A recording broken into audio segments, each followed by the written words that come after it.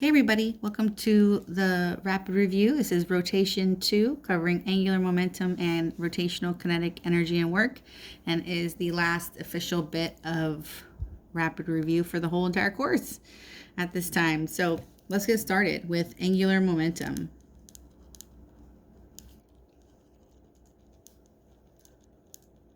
All right, so let's say angular momentum is a vector, which means it has direction, that is parallel to the angular velocity.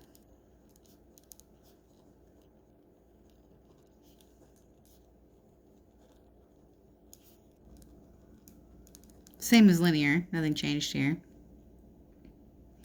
If there's no net torque,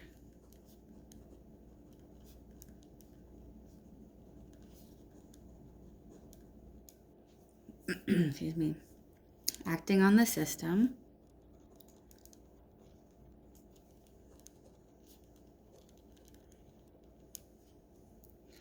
the system's angular momentum is conserved.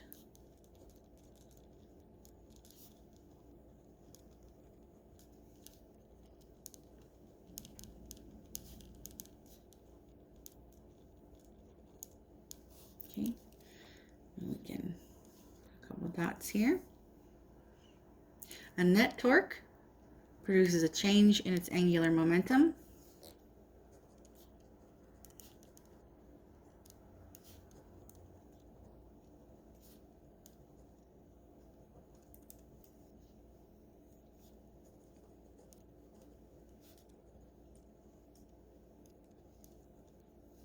That is equal to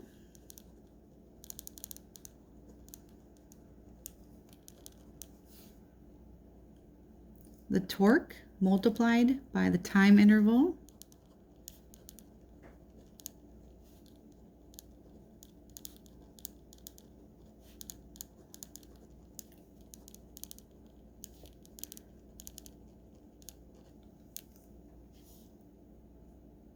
over which the torque is applied.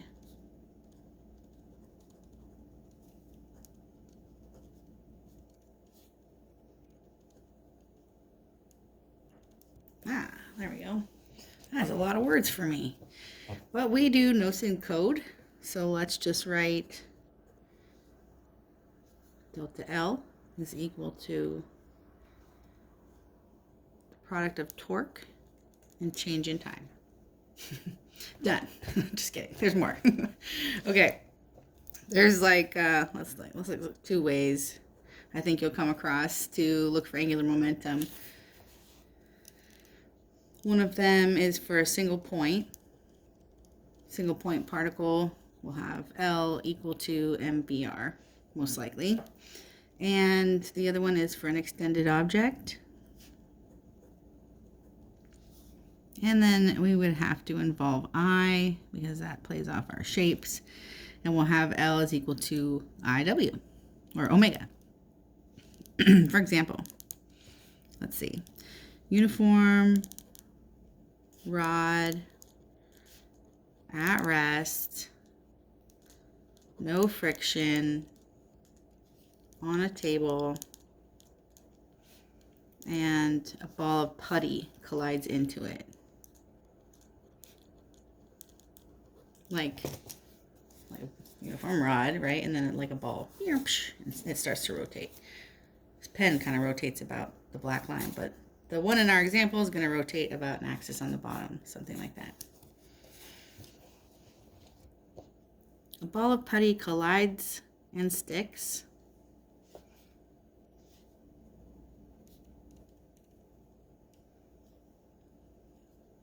All right. Let's draw it up.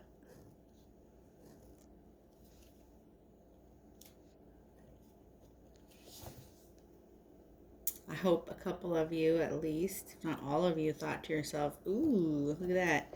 Linear, rotating, starting to all come together. So what can we do with this? Well, it's not elastic. So change in kinetic energy does not equal 0. That means the mechanical energy is not 0 because the kinetic energy of the putty is not stored as potential energy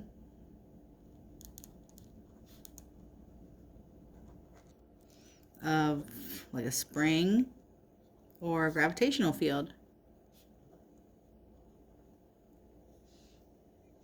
Let's see, the change in linear momentum is 0. Change in angular momentum will also be 0 in the system. Now, of course, like all of the energies are conserved.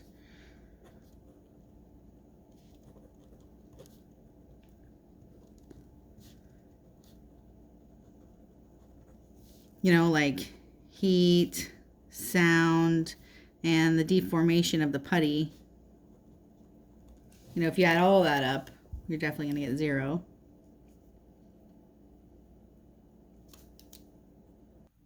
We'll come back to this one in a minute. Let's for a moment remember the disc of doom. That turntable. Let's do an example. A person stands on a turntable.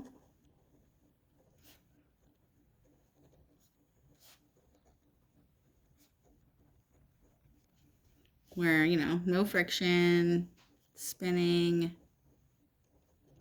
1 revolution every 2 seconds. All right, well, what can we do with this? Now, these kind of questions are just begging to ask about changes in angular momentum and torque. What can we think about here? Yeah, maybe. What else? What could change the torque in this situation? Megan? Mm-hmm. Yeah, that's true. If a person wiggles, let's write that down.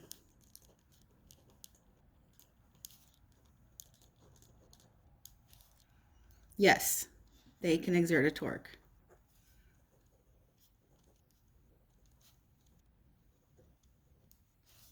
On the turntable.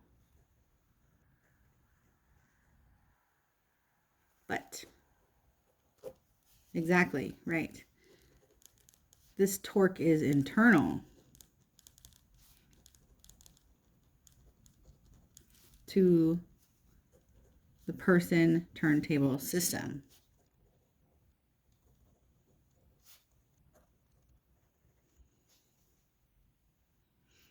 This person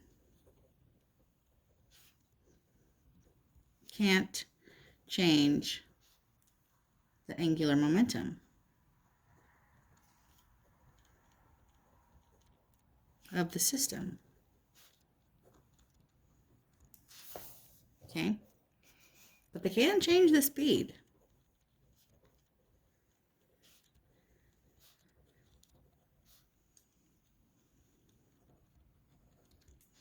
Sure, by changing the radius, right?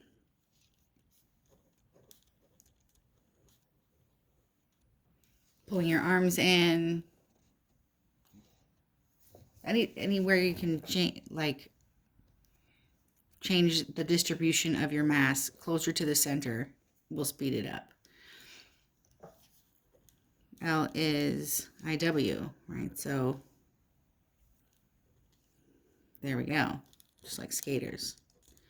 Well, ice skaters. Let's be specific.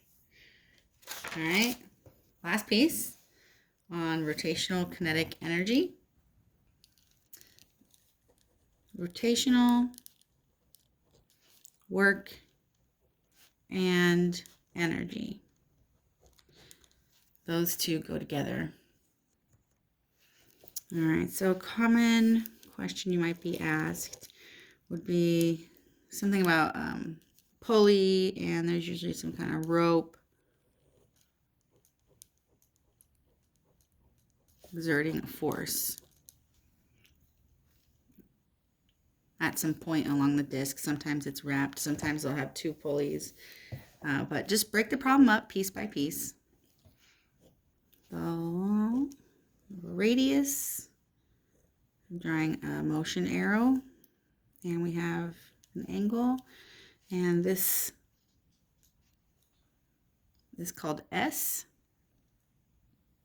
All right, so we recall from math class and physics class and wherever else you got to see this, and think about it, that the displacement is S over R, and so S, or the displacement around the circle, is just the product of the radius and the angle.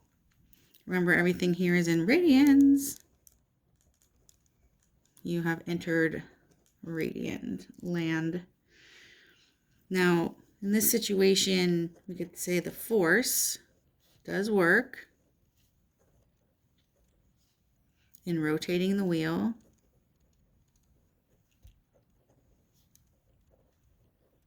through an angle. Those would be the words you'd use.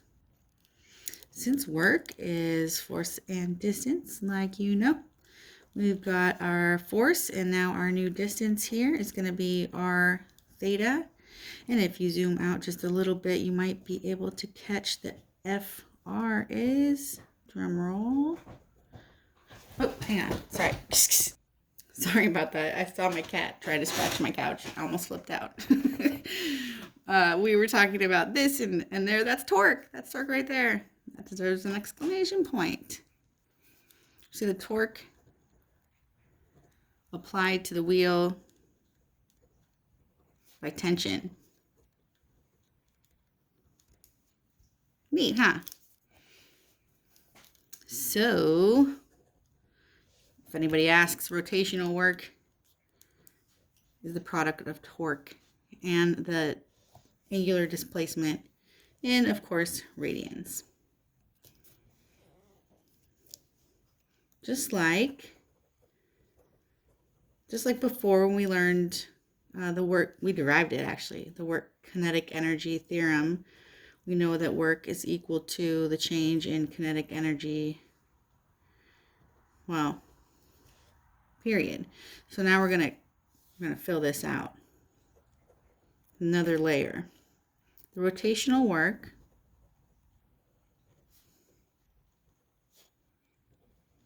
done by a net external force causes the rotational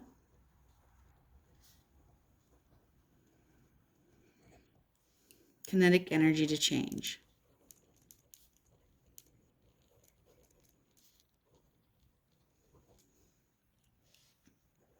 A rotating body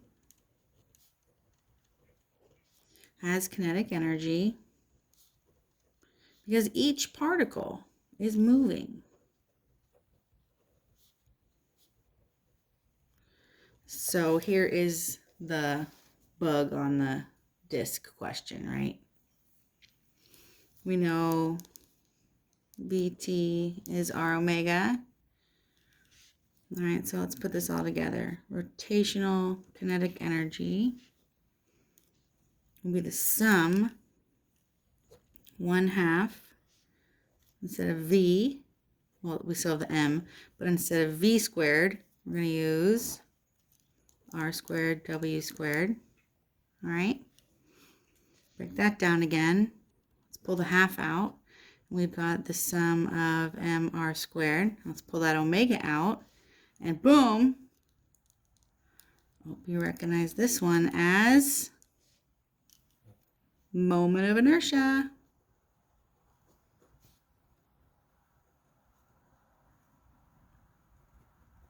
Also gets an exclamation point. So then we write KE rotational is equal to 1/2 I omega squared. We box it because it's useful and we like it. In summary, total mechanical energy is the sum of all the kinetic energies and all the potential energies. In this course, when you came across this, you're gonna add up the rotational and the translational kinetic energies. You need both of them. And then for potential energy, you'll choose either gravitational or from a spring, I believe. And notes in code, we'll have you write ME is equal to 1/2 mv squared plus 1/2 I omega squared. And then you get to choose plus 1/2 kx squared for the spring, or plus mgh for the gravitational field. And if it doesn't have either of those, then don't worry about it. Oh, I wanted to go back to that example. That's right. That example with the putty. Okay, so what's the work from the rod on the putty as it sticks? Right? It's going to rotate. We're going to have linear, and then we're going to have rotational. What are we going to do with that? Well, work is kinetic plus potential. Okay, my phone battery's done. See if I can bust this out real fast. If we just add all these up, we won't have to worry about potential because there's no gravitational or spring, no gravitational field or spring. And so that leaves us with, we have the linear kinetic energy initially of the putty plus the final kinetic energy of the putty, oops, plus the kinetic energy of the rod. The initial kinetic energy of the rod is 0, so bleh. But you can put it in if you want to. That would give us like 1/2 mvi squared plus 1/2 mvf squared plus 1/2 I omega squared, I think. Feel free to challenge me in the comments. I love it. All right, you guys have a great night, and I'm gonna upload this right away. See you soon.